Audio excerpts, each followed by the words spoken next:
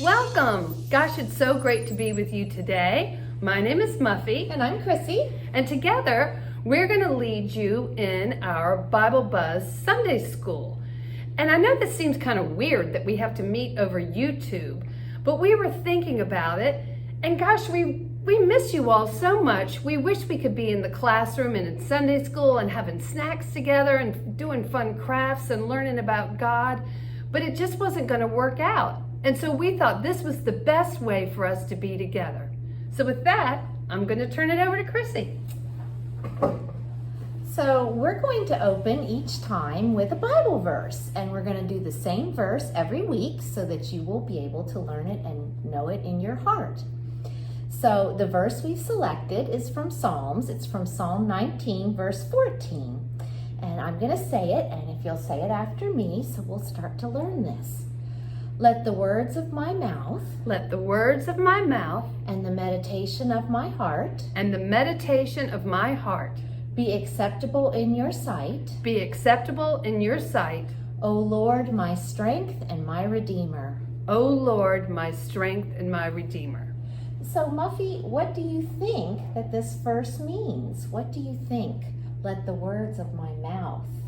I think it means the words that I speak, what I say. And the meditation of your heart? I think it means the thoughts and feelings that I have inside in my heart. And being acceptable in your sight. That means, to me, I think that what I say and what I hope and feel is something that God's going to be proud of. O Lord, my strength and my Redeemer. I think that means Jesus and God. Very good, Muffy. Thank you. And now we're going to talk about Pentecost, the seasons of the church year. The church year is divided into seasons, and we are in the season after Pentecost, which is the longest season of the church year. It starts after Easter and goes 50 days into Advent.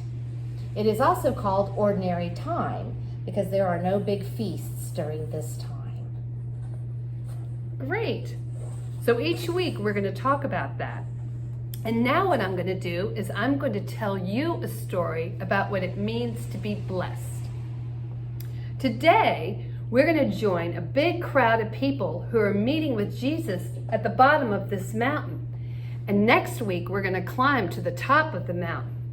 But while we were down at the bottom of the mountain, Jesus was telling us all kinds of things that we had never heard before. Because you see, during this time, Herod was king of our country, and he was ruler over everything, and he was not a very good king. Herod had surrounded himself with just a small group of people who were very wealthy. They had a lot of money, and they had a lot of land, and they also, too, had a lot of honor.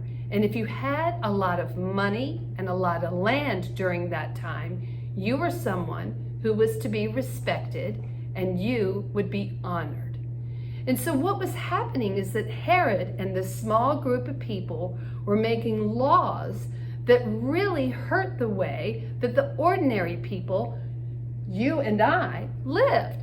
And so what they did is they took away our money, they took away our land, and they took away our honor.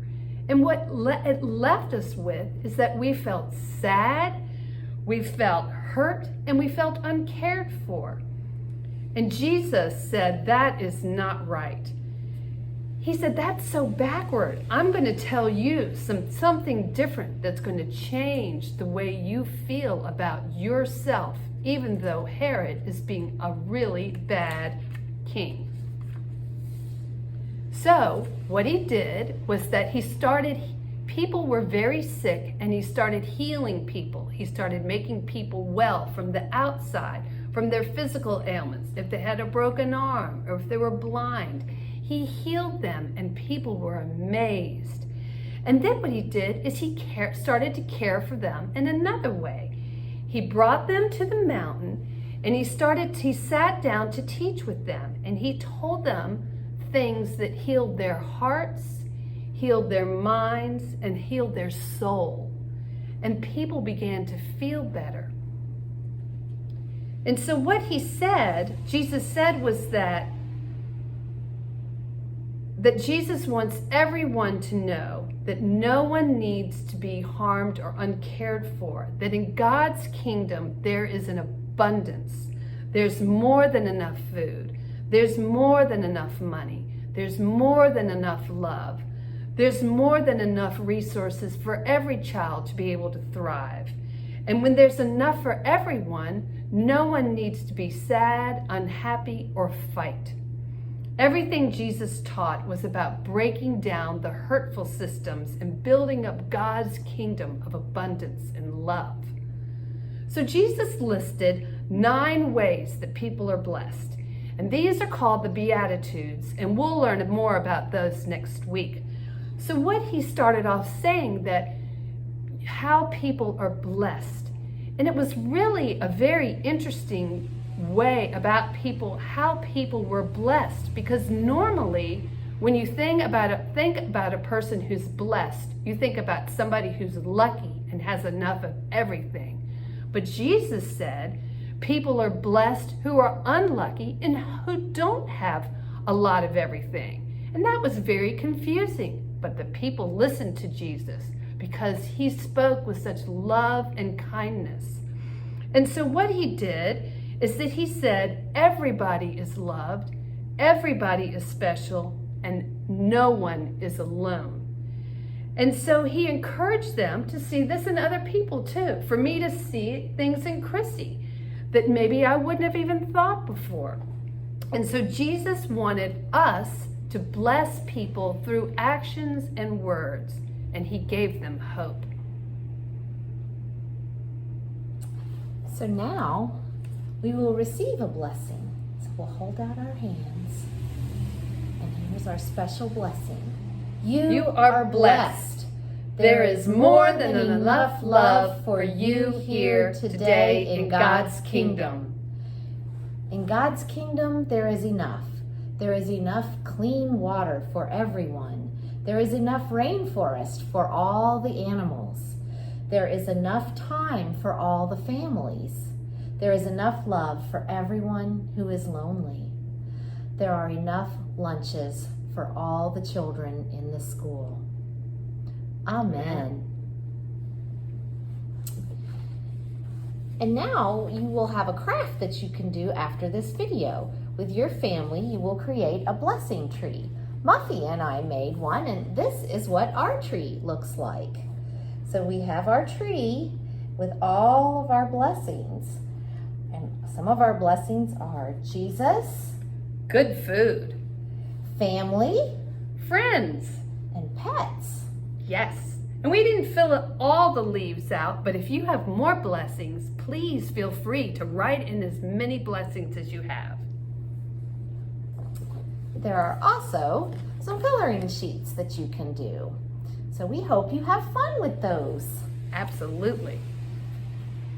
And now what I'm going to do is we're going to do a mindfulness exercise. And what a mindfulness exercise does is it helps to calm you down. And there are times in everyone's life when we don't feel very calm.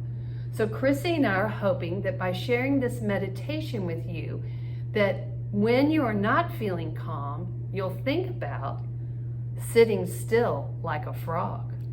Because right now, I am going to teach you how to sit still like a frog. I'm going to use this little chime, and when I ding the chime, the meditation will begin. And when I ring it at the end, close at the end of our meditation, you will know that the meditation is over. So, what I need for you to do is to sit up as straight as you can. You can put your feet out straight in front of you if you want to, or you can cross them, or you can cross your legs, whatever it is to make you feel comfortable. You can close your eyes or half close your eyes, or you can keep them wide open. Whatever you think will make you feel most comfortable. And so now I'm going to teach you how to sit still like a frog.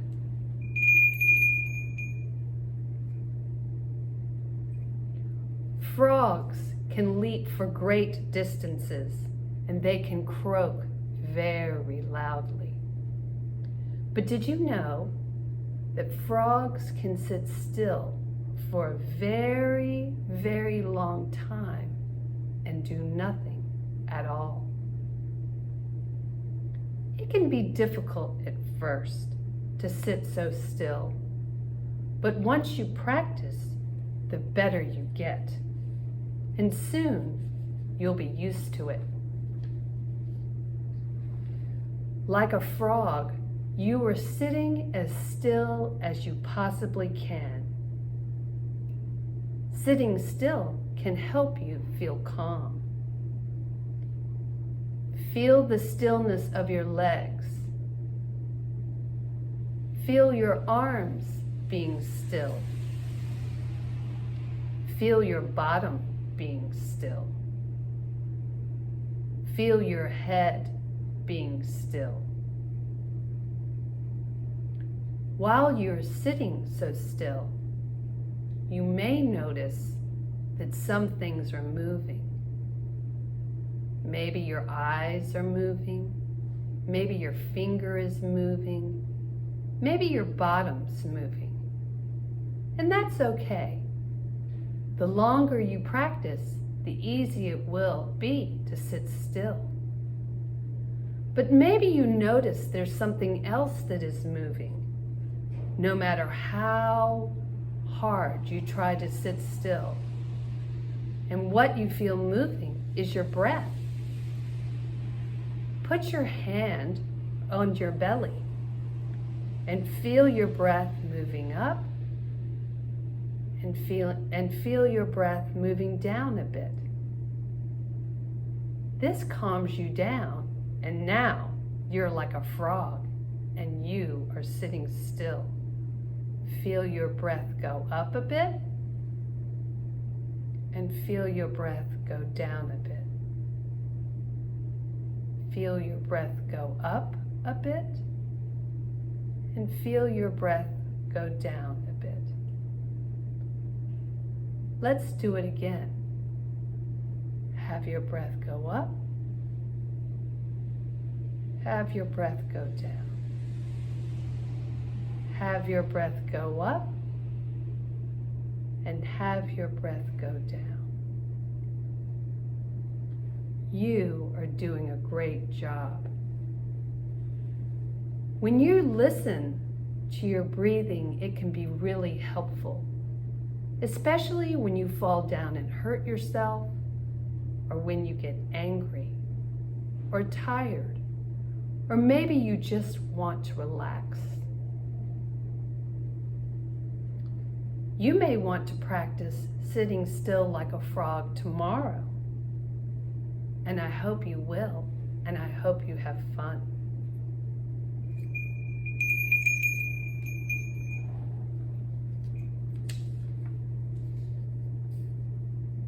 And now we're going to close with prayer. Loving God, we praise you for your abundance. Abundant love, abundant belonging, abundant hope, abundant life for every child of yours. Please help us to be considerate of others and bring your love to our world today. Amen. Next week, we're going to climb this mountain and learn some more about the Beatitudes. And so you all have a great week. We're going to miss you, but we'll see you soon. Bye. Bye.